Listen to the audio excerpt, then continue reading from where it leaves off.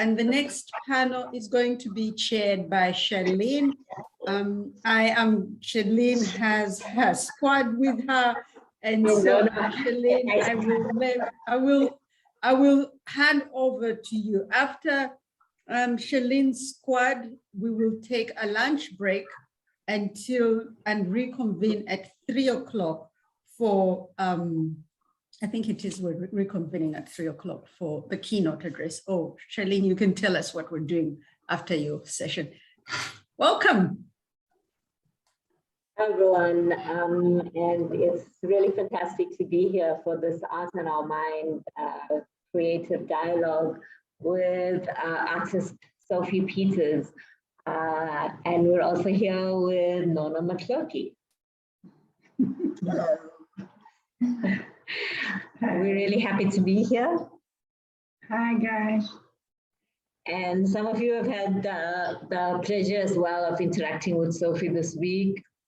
We're going to screen the pre-recorded Art on Our Mind dialogue that we have done with Sophie in the last 2 weeks, where we discuss her work, her life, her inspiration, what her creative influences are. Sophie had welcomed us into her home, both in Manenberg and her pastor's home in Kensington, where she set up her studio for us as she takes us through her work. And Nono was co-host, dialoguer, and we had a wonderful interview with Sophie, with Mia Lowe as our videographer and Fuad Asfo as well, along as researcher and research assistant. And we're going to screen that now, and thereafter we have about 10 minutes for a Q&A where you get to ask Sophie any questions that you want. So I'm going to hand over to Jacques right now to screen that dialogue. So stick with us.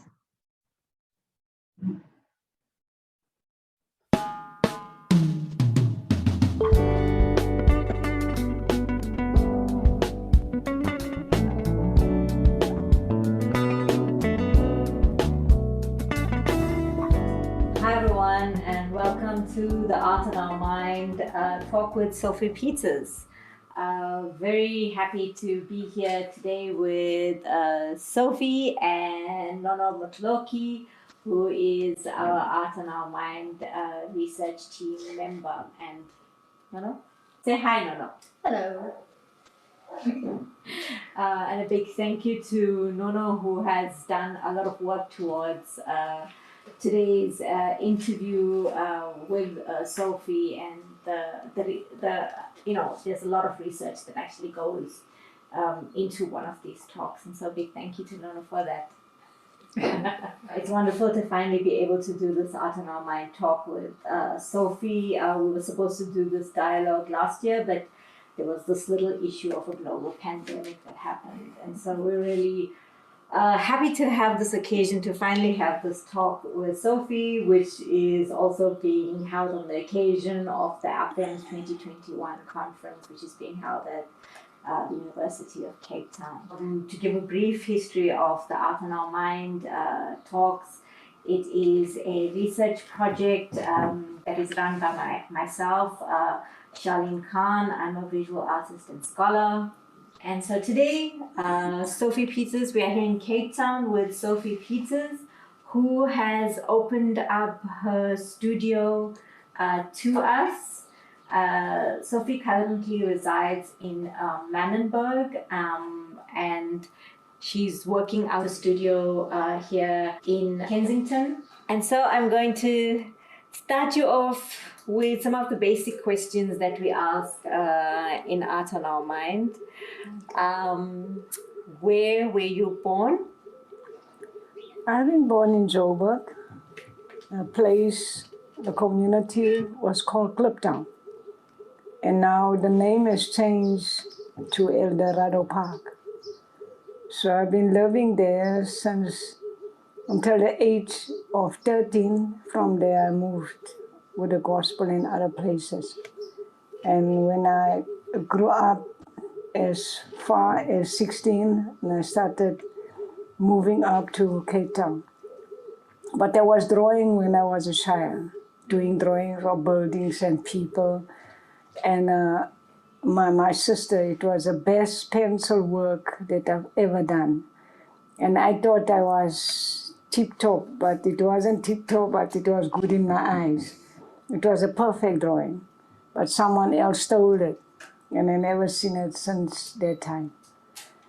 And I came up to Cape Town, and I felt that I wanted to know where's the art schools in Cape Town, because they said it's flooded with artists. I made my way to Woodstock, and they told me there's an old church.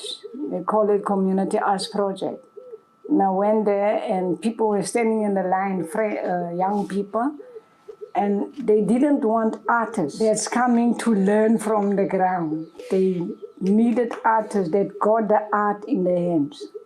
So I was in, because I knew I got it. And when they gave me the paper and they locked me up in a room and with charcoal, and I said, I can't draw with the charcoal. I use a pencil. I said, no, this is not going to work for us. Here's a charcoal, here's a paper, and here's a sculpture. Draw the sculpture, and they locked the door and they went out. Because why they so aggressive with what they said? Because the line was too long. So I went in the room. I didn't know about warm up. I was a bit shaky because I didn't know, well, I'm going to get this thing right. But suddenly, in my inner human person, something warmed up. I don't know what, but I caught the black and the whites all together. And when I was finished, I knocked by the door and they opened up. They looked, they said, I think you made it. And they said I must follow. Then we get to the office. Amazing, they gave me forms. And I knew that I was in. For 3 years, and I signed the forms, and they said, we want to see you Monday, and I was there. So, what year were you born? Am I allowed to ask? Yeah. 1968. Yeah. But And yeah, what happened there, school papers, that's like, were lost. Nobody knew where it was. To go to school, they have to like plea and pay the principal to get in. The time of apartheid, it was very bad. And so they got me in. But my niece and me were the same age. So I have to locate and find out, is this the right age that I am, because all papers are gone. And my mother's, they were always like drinking. And so what happened, I didn't even change the ID, I didn't worry about it. So that's why I'm sitting with 2 ages. What's the 2 ages? All right, 1960 was on the ID. Okay. Right, and the other one now is 1968. Right, 1968 is the right one. You see? Okay. Yeah, so. what school did you go to when you Cliptown, yeah, there was no art. Nothing. Nothing. Uh-uh. So what kind Not in of, Joburg. when you were little, what kind of creativity or art did you come to? How did you find your creative spirit when you were small? At school. Yeah. Because I studied science from childhood, drawing the teeth of cats and nails and everything that was in there, like houses, whatever. But that was like, it was so good for my eye. Even cabbages, spinach, you have to draw it. And I draw it so fine and so good until I feel just like this is standing out, right? Now to fill it in with color, I always use like watercolor. And I just make it, it's like you can smell it. That's how I worked. But I was never in art school. That was another thing. So I can say I was born with it. But it needed technically to come stronger. That's why when I grew up, I had to go to art school. Wood carving, I wasn't taught because I started with a razor blade on a tomato box. I wrote words. You can't rub love in, you can't rub love off. You can't borrow love. You can't sell love. You can't buy love. I just wrote it and I cut it out with the razor blade. And I took the tomato box, I colored in with crayon pencil and make a rose and nice leaves, whatever.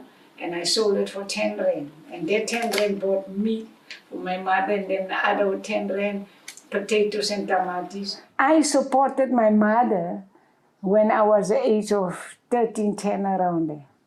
You know, in a lot of your works, you reference your mother. You know, whether it is in this work here where it is, we see your mother on the bed, a hospital bed, deals with the death of your mother and the circumstances around that. Can you tell us a bit about your mom and what are the circumstances that led to you referencing? And because it's quite a life event that impacted you. Okay, you see, Cliptown was a place of jolly. Indians lived there, Chinas, colored, Xhosa, Venda, all nations used to live in Cliptown. I still think there's a variety of people living there. But if a woman wants something, she made a way to take it. And she couldn't get my father because my father is an Indian and, you know, they got that smart, soft hair and he's strong and he works. And that happened. From my mother, they drank together in the Sabine where Linda was staying. So Linda used to sell Meiser. It's homemade beer. So what she said that day, it's like this baby Klimpton, the small one. They used to sell that for 5 cents, right? It's way big, 5 cents. And she said, but I'm giving you this is yours, but don't go to the tin and take for yourself. But I felt something in me, there was something wrong. And Linda was your mom's friend? My mom's best friend. I tried to listen what's inside, but it kicked me because I can't say what it really is, but it was danger. And how old were you? I was like 6 years old. 6 years. Yeah. And what happened there, my mom's friend went away. So she went to go and fetch some money, or is it old age pension? I don't know. But my mom drank that beer. And when she was finished, remember it's this time of the day.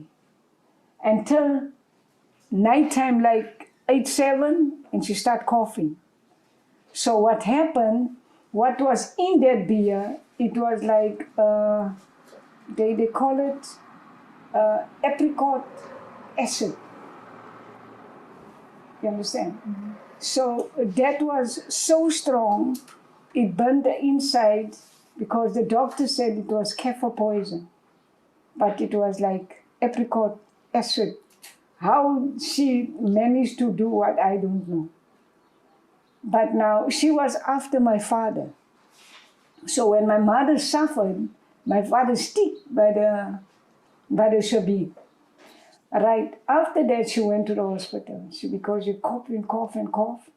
And we didn't know what was happening because she couldn't talk anymore. At the hospital, she lay there the first night, the second night, and when I went to go and visit her all the time, the results, when I became of the age of 12, nearly by 12, 13, the age of 12, I came by the hospital and she said, I must tell her best friend, goodbye. So now I knew something had happened between her and my mother.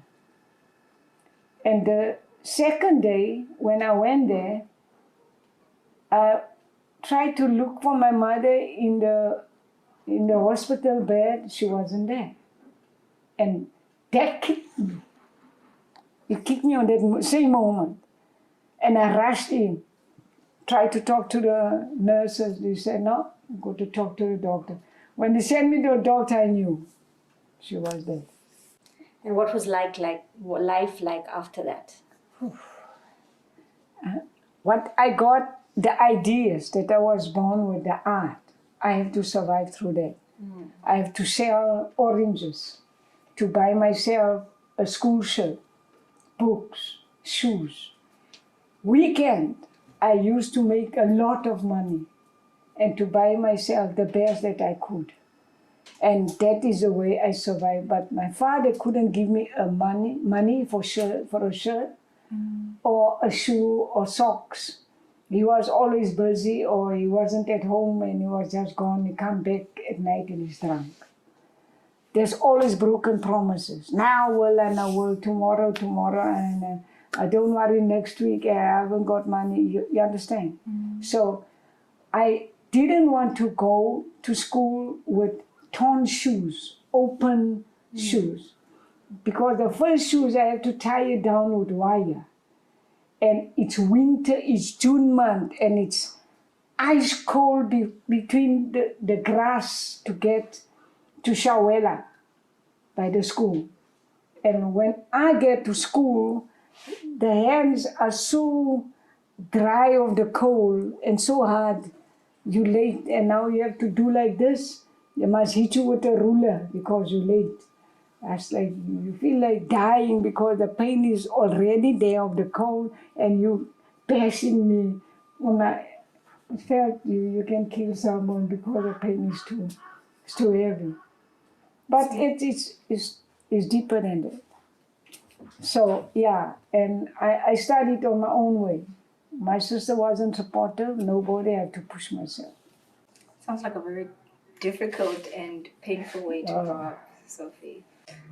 This is one of those works. I mean, what is this work called? This is a pass in the past, the future from the past, something like that. Let me just see. Times from the past. Thank you. Yes. Yeah. Everything that's what I told you, In here. it's yeah, but this is in detail. You know, when I was a child, I used to fight. Yes. Come back to my old lady and tell her, it's like I just pay someone else, but I'm feeling bad, I'm feeling hurt. And she said, it's okay, but you got to go back and I'm going to fight for you. I'm not going to fight someone else for your part. So This is your street life. this is Lino. This is Lino work. This is Lino. Because a lot of people are under the impression that you were not formally trained. But as you mentioned, you went to CAP, to Yeah, community. I went to CAP. There is where I started with Lino. Because I Okay. didn't know how to work with Lino. And then you later went on to teach at CAP Yes, as I did. well. What was that experience like? The experience, just like it was very good. Because after the 3 years, 85, 86, 87. Yes. After 87, they gave us training to go out to go and teach, like Langa, Guguletu, and all this kind of centers. But at the art school, Saturdays, we used to teach children that come from Guguletu and Langa and other places. I was fast. I was like getting all images and come from home, like the next day. What I seen in the taxi, I put it down. There's no time for color now, I'm cutting. Because the reason why I was alone, I got no family in Cape Town, I need to support myself, I need money to eat, to drink, to get taxis somewhere. Without money, I can't do, I have to sell. Yes. And that selling became. And there's a lot of money that came in. And afterwards, it was overseas that came in. Other people from overseas, and they saw our work, and they made exhibitions in Mississippi. And that was the first exhibition. And this was during apartheid. So how was it creating under that constant anxiety of, the violence, and you mentioned once that they actually did raid CAP And I'm wondering what that experience was like. And I think also I remember you mentioning that because of, you know, the typical reasons, there were certain things that you couldn't say during or couldn't create during that time. And you felt a lot more liberated once apartheid ended, and you felt like now you're a lot more vocal and expressive about some things. So I'm just wondering a bit about. See, there's other thing that happened in apartheid. It was so painful, and I didn't want to be involved in violence. And the paintings that we did for ANC, police were chasing us from left and right. I didn't want to go to jail, and I just kept I worked, I did the flags, but anything when I hear the police around, and I get myself out of it. Whatever happens in that time, painful, I put it online or I don't talk about it.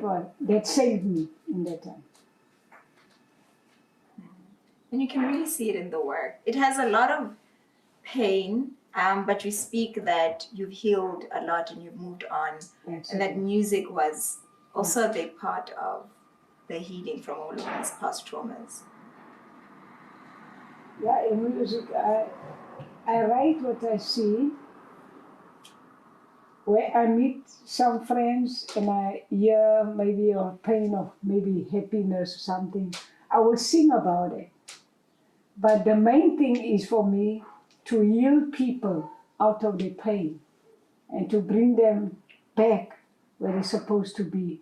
And they must be general, they must be themselves, and they must be human, and they must be happy. And that's why I work against the pain and bring all that out. And when it moves out, then you're free. I got styles and ideas how to work it out. I can sit and talk to you. I can listen to your story. I can start drawing from your story and put it in liner and let it go. When you tell these stories through music, what do you believe the power of that music is? It brings so much joy and pain because it takes out the pain from inside. Because it's so much woman that sits with the same thing that you actually don't know. My song is on radio now. It's voted, it's on 4. Alright, it's on 4. But what happens, Friday night, they got a child, they found a child in a cooler bag, a fetus that was just, the child is formed, but when the child came out, she didn't want a mother and them to know. And she took that fetus, put it in a cooler bag for 2-3 days inside there. And she started cleaning herself up. But that pain inside, I've lost a value. I'm messed up. You see? A future is really messed up because it will burn at the back of the brain. I've killed a human being. Because when the preaching comes through, a song comes through, it will always hit her. And it won't give her a freedom to be free. She have to just take it out. So your music helps to take it out? That's it. And it's a lot of people, when they hear my music, like yesterday, someone say, "My God, will you please tell me the story of the song? Why did you write the song?" It hit me. And I didn't answer her because I was just in few minutes of preaching. And when I came back, I read the note, the voice note. I thought, okay, I must sit down properly and explain it. Why is the song on air? And why did I write it? It's running. It's not working. Sitting in the street the whole day. And the sun is shining and they're talking nonsense the whole day until sunset. And they become gangsters and stuff like that, or put on another girl.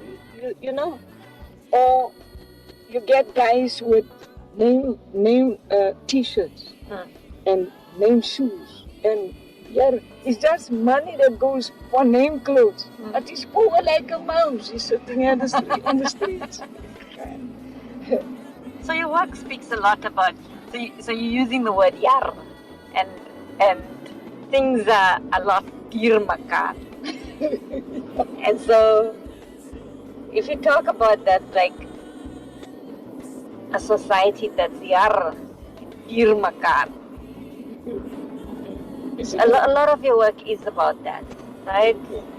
You know, we can, in other ways, we can say that the work from a very young age, your work shows violence against women, violence against children, but it is about a society that's yar and makar.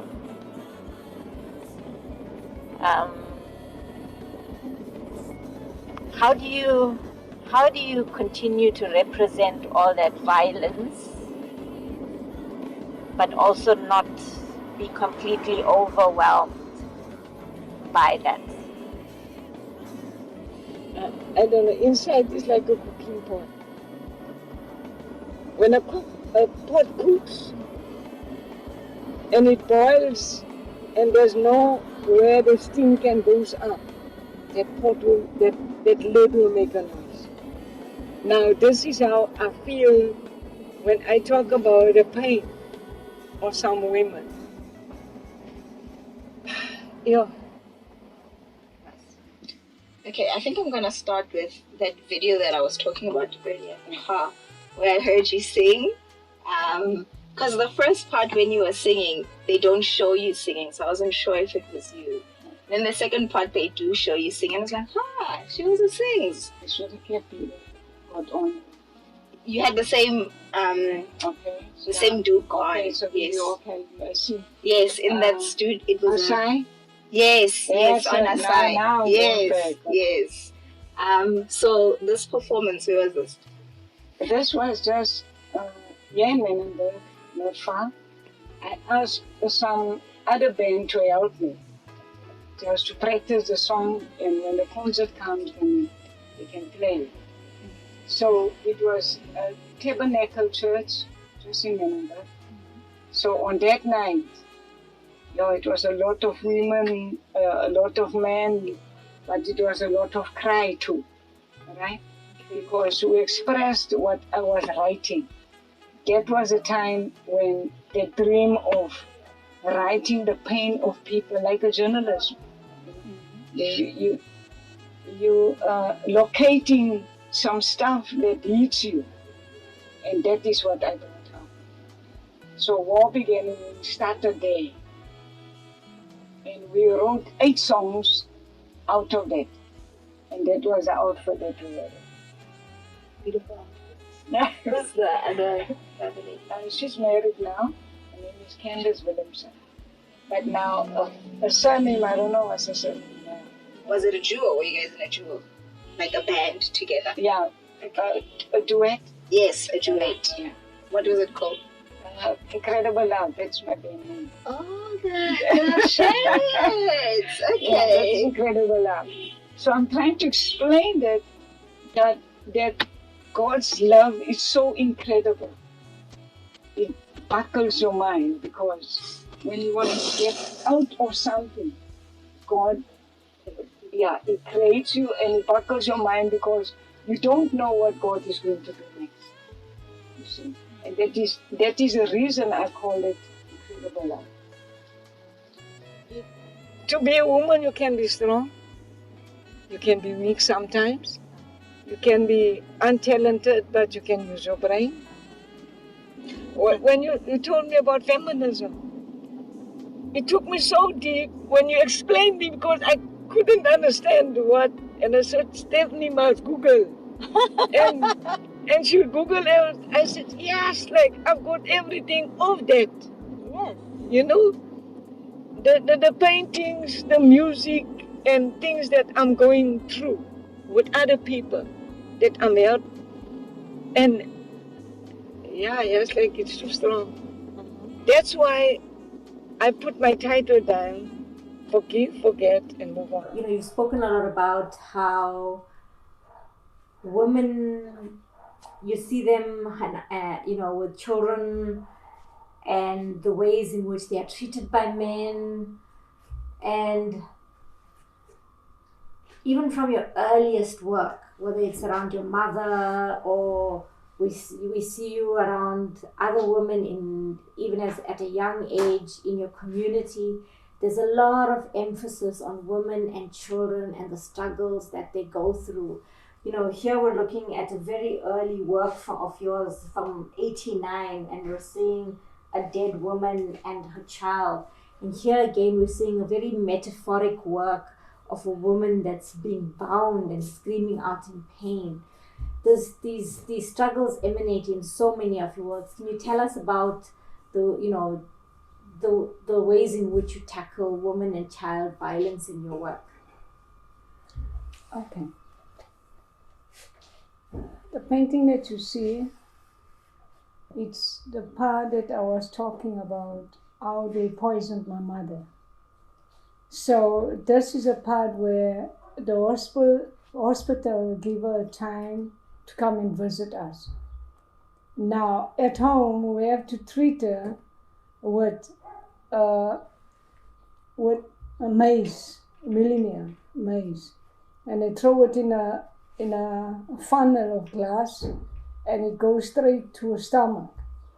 And this hand, it talks about my mother's mother, my granny. And say, can you see now? I told you to stay away from all the Sabine places.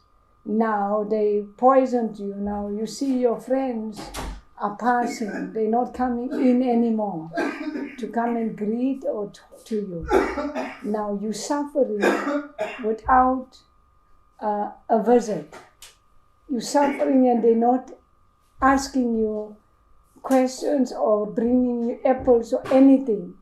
They're not caring for you. So it's more bad than anything now. The rope, the reason why I did the rope, the poison inside was like binding the life out of a body. And that's why she was like screaming, in between scream and laugh. It's like she's winning because she forgives the lady, and she's screaming of the pain inside that she can't bear anymore. And I realized that when people are in pain, men used to abuse them. Men used to abuse them. And not going to work and giving them money. They lose their work because of alcohol. And when they're too much in alcohol, they can't focus in their work. They like shivering. So the lady that's in a painting, she was a genuine wife for her husband, and she bare a child for him, and the other one was like 12 years old. But when he started drinking because he didn't have work, he was like frustrating. And he came one night at home and he asked his wife for food. And she said, how can I give you food? There's no money. And there's nothing to even feed a child. You can't ask that because we're actually dying of hunger. And he didn't want to hear about that, and he started bashing her, grabbing on her hair and hitting her and going for the child in the baby cage, in the court. And he wants to grab the child. And his wife grabbed the child, and he took him, and he took her and the child, and he flung them out of the door by hair. And he hit her so hard, and she landed out of the stoop. And the child fell out of her hand. And that's the reason the child is laying on the floor full of blood, and she couldn't focus because she was unconscious. The next day, she was dead. But on the doorknob, where you can see there's some blood, he cut his 12 years young boy's hand off because the child didn't want to leave the door.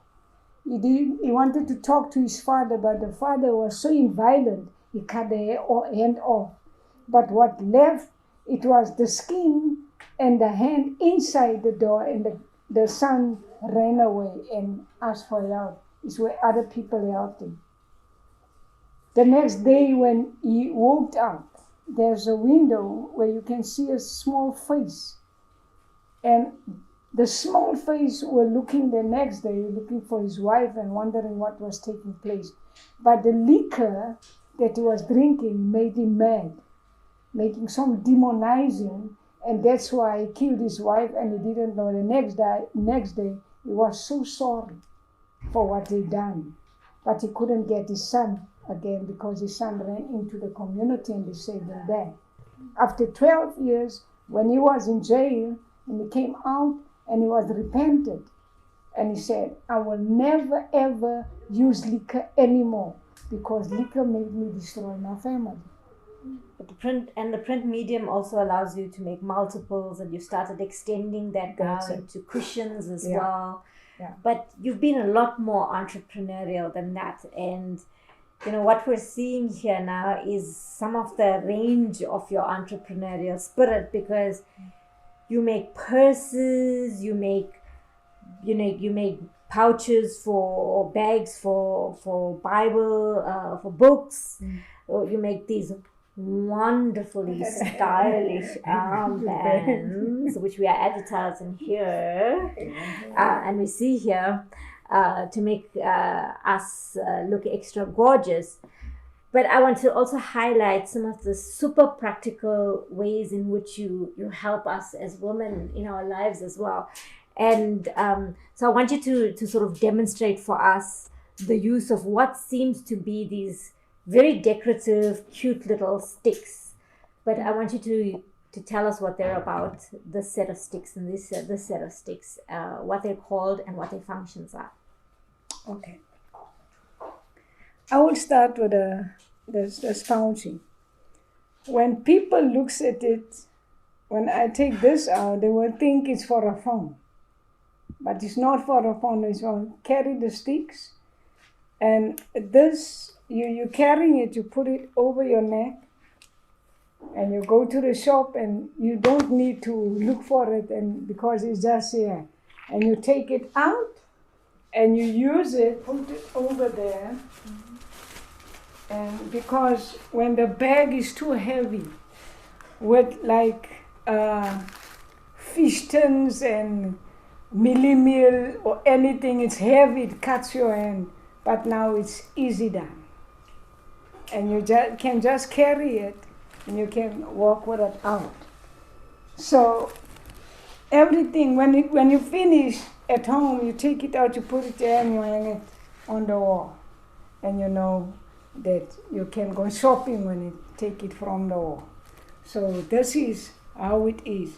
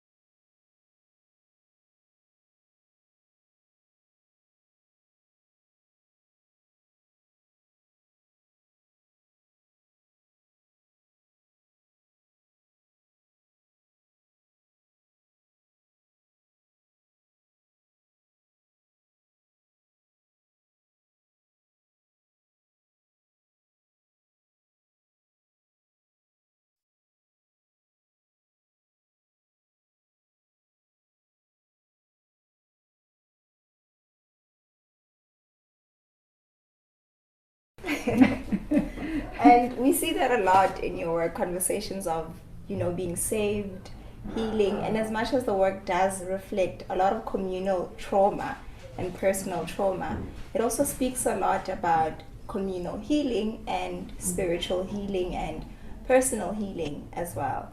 And I was just wondering, with everything that's happened in your life and you speaking about how you healed, what does that feel like? Do you finally feel free? Do you feel lighter? What does healing feel like? It's exciting, really. I'm free, I'm feeling strong, I'm feeling young, not old. I'm feeling I can make another 50 years. You're feeling hungry because this interview is taking long. Yeah, I'm feeling hungry to work further. I feel hungry to design more. I feel to write more songs and get that music out. And whether you're crying and the taxi goes past and you hear that music, you will forget about crying. You will try to listen to that song. That is what it's in me. I'm like a tree that gives life to other people or other trees or something like that. But I'm a part of a tree that God created. I'm not a destroying tree. No, I give life and I make sure you live with peace. That is within me. I'm not an aggressive person. I love people because I'm a human, full person.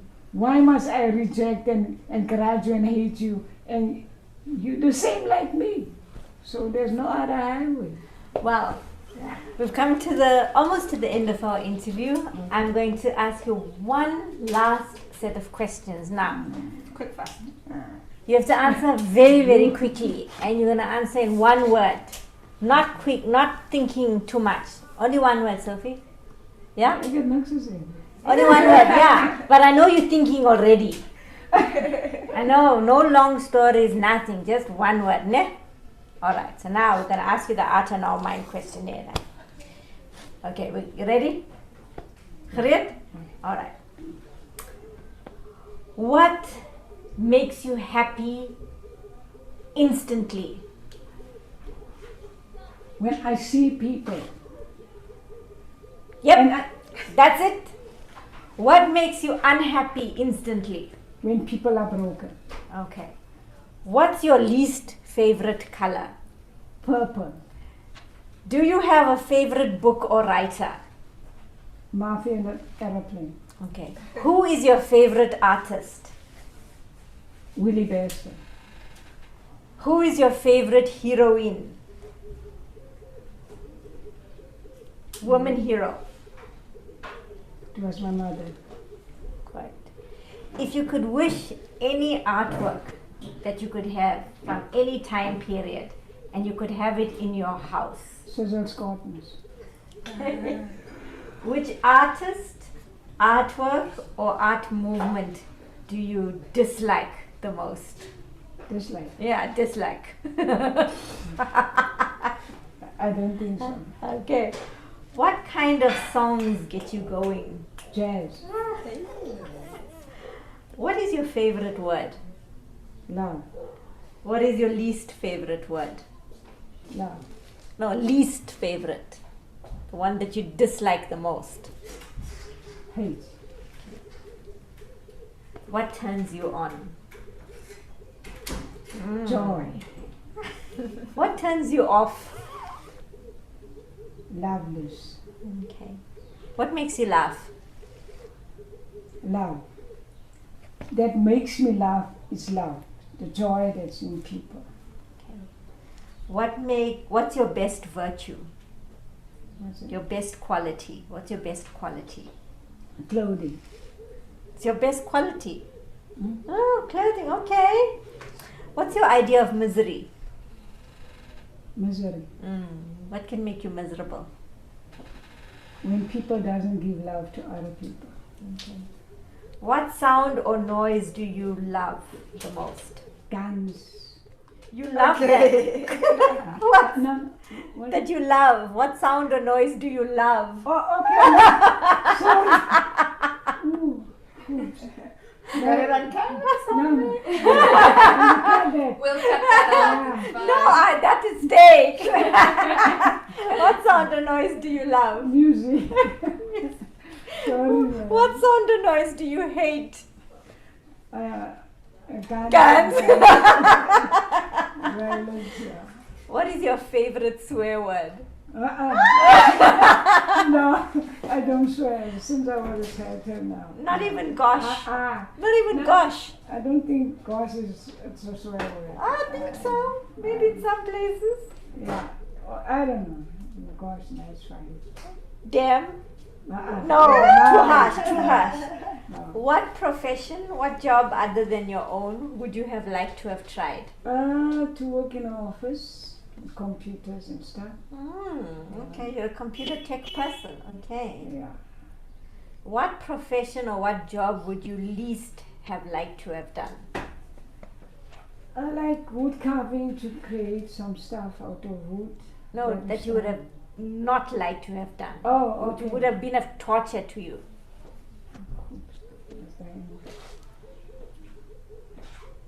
To sit in our streets, yeah, the whole day, yeah, and gossip. Okay. I would never like to do that. It's another job. How would you like to die? Peacefully and loving, yeah. When you die and you go to heaven, what would you like to hear God say when you enter those pearly gates? Enter, my good servant and warrior. That's all. Wow. Sophie, on behalf of the It's Art not on Our given Mind, all of that. 50 Rand for all of that. This was a cheap session. He's charging us for everything. For the From tea, using the bathroom, the bathroom, words 50 for Rand. interview. Just wanted the audience You to see, I'm not know. asking questions, it's just talking about it. Yeah, Maybe we just you want will everyone have to know how Sophie has been charging us. Sophie, on behalf of the Art on Our Mind research team, we want to extend our huge thanks for giving us your time so generously and for just delighting us, and thank you for being a wonderful tree of life for everyone. Thank you. Thank you. Thank you, Charlene. Friend forever. Yes. Wow. I think you might want to give Nona a hug. She needs No, a hug too. no. New friends need hugs too. Oh, Thank you, nice. Sophie. You're my loving sister. Thank you, Sophie. And as always, we want to also extend our thanks to Mia Lowe for her great videography, and to Fuad Asfor as well for the research, for the scanning, for all kinds of invisible labor that he does for the Art on Our Mind research team and the website as well. And thanks to all of you for watching this and for being with us on these journeys. Thank you.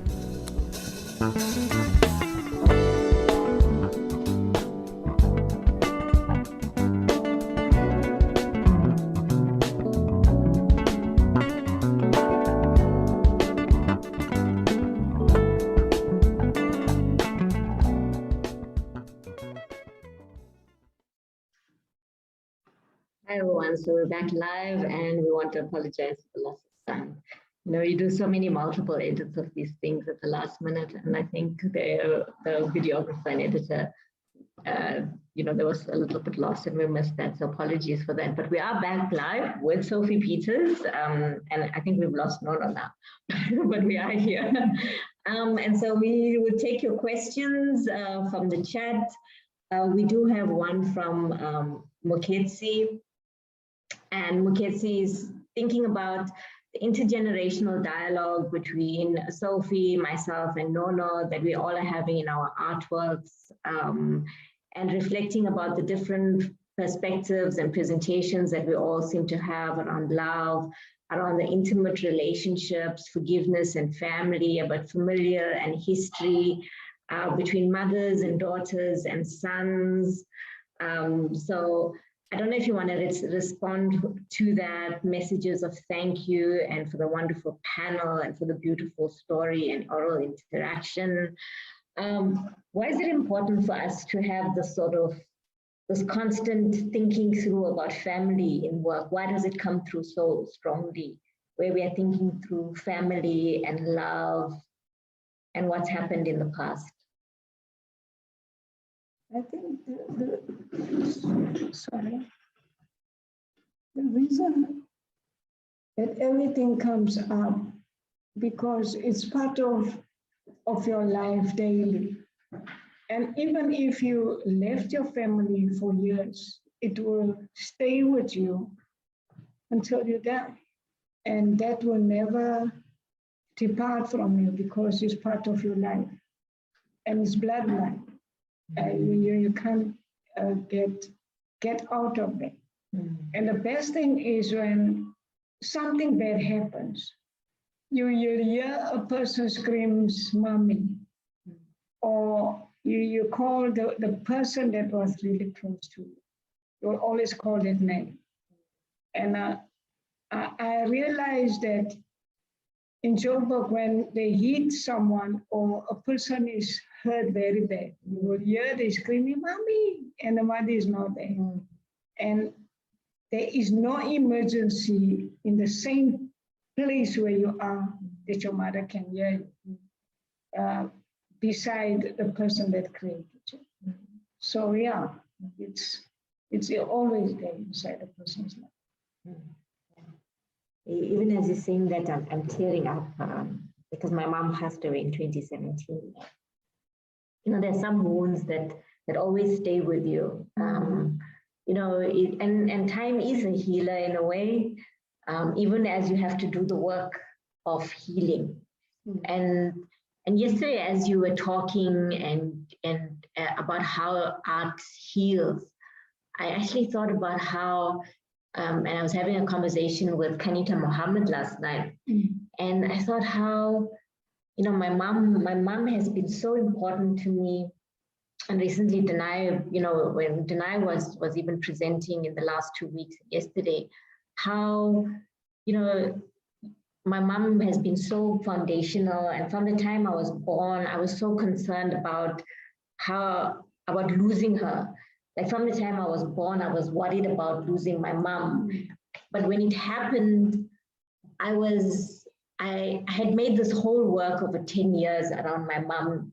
And so when I lost her, I was much better about that than when I lost my dad. And it feels like I need to make an artwork around him to sort of get all of these feelings out around the loss of him, in the ways that I feel traumatized around his death and my complicated relationship around him, in the way that I'm not around my mom because I had this whole work around him. And yesterday when you were talking, it came through, because you know, when you spoke so simply around making this plant and how all of that creating came through. Any other feedback and questions for Sophie? How, you know, you speak about getting things through artwork. How do you do that on a consistent basis? Because you've had a remarkably difficult life, and and it's not like that difficult life has ended. So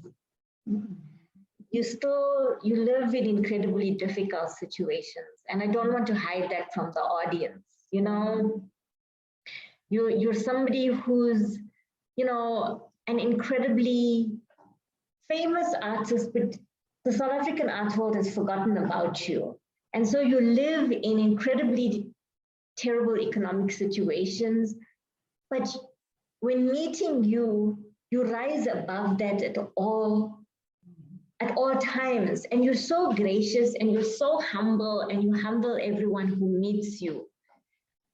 I don't know how you do it. And I don't know how you manage to be so enterprising and such a genius to come up with all of these ways, and continuously doing and making and creating.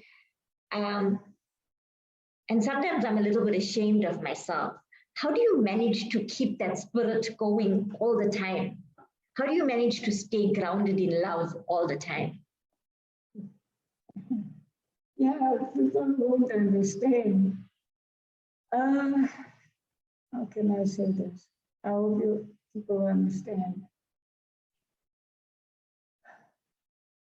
Many times when I wake up, I usually pray a lot. And when I take my car and go out, and I feel to engage with the Lord all the time. I get out of the car and raise my hands and just praise the Lord.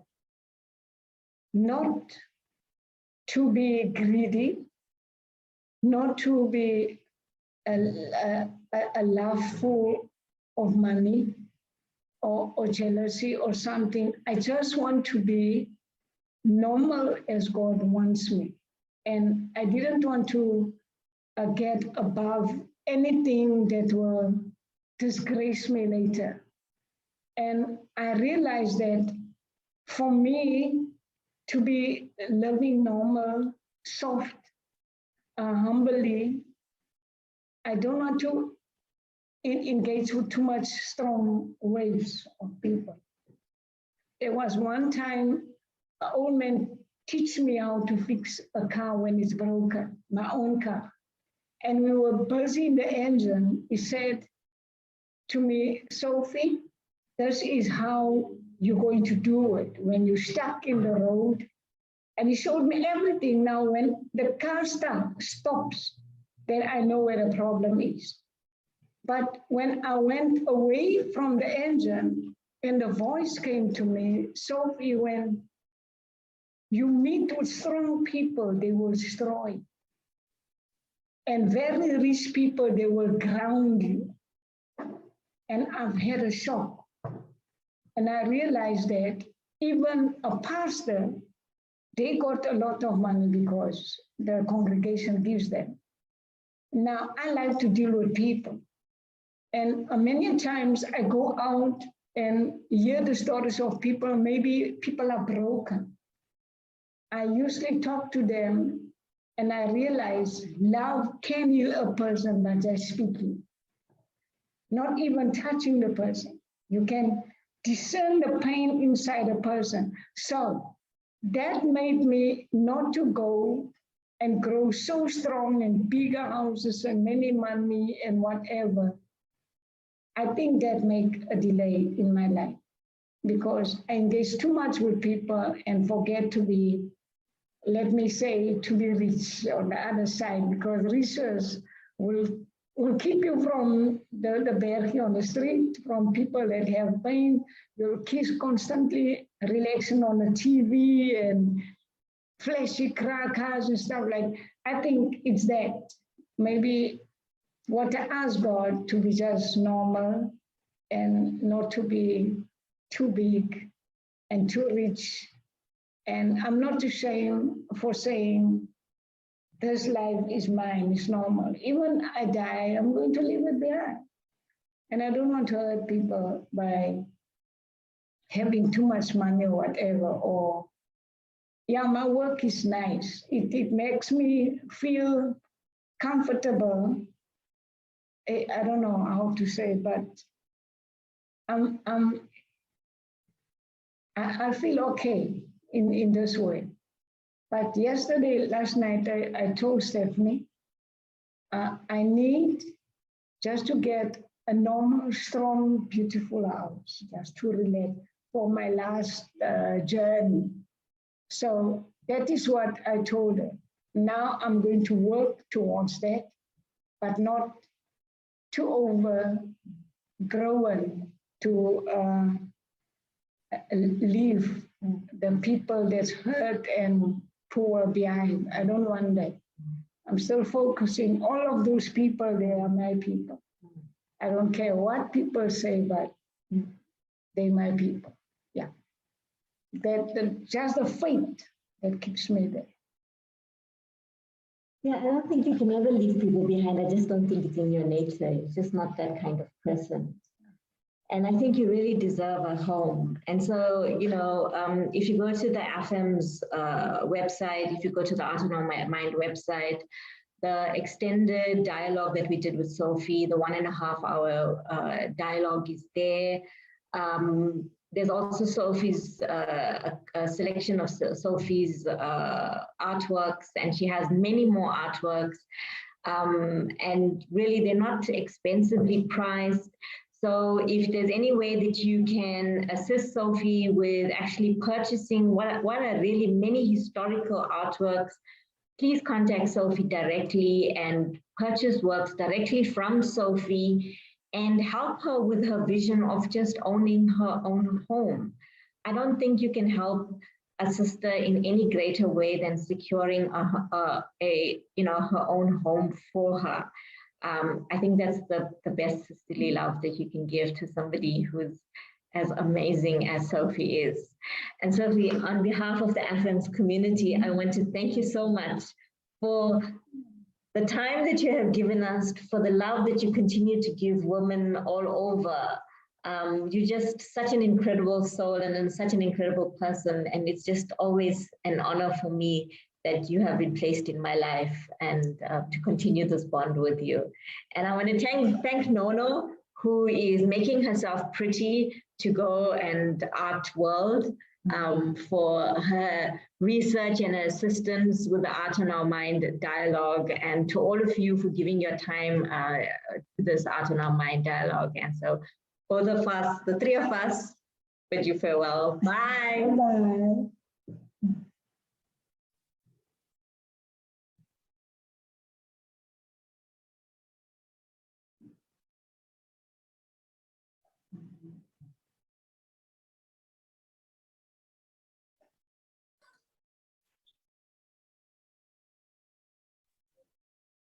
Thank you, Charlene. Thank you, Sophie. And thank you, Nono, for that interesting and very stimulating interaction between the three of you. I think someone said, I think it was more Katie, was talking about the intergenerational dialogue between the three of you. I don't know, if you're three, is it a dialogue?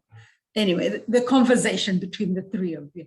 Thank you, all of you, for staying for the first half of the morning. We're going to take a break now until 3 o'clock, when we'll come for the fourth keynote address. And then we'll also have another session in the afternoon before we wrap up Afems 2021. Thank you so much and see you later. Bye.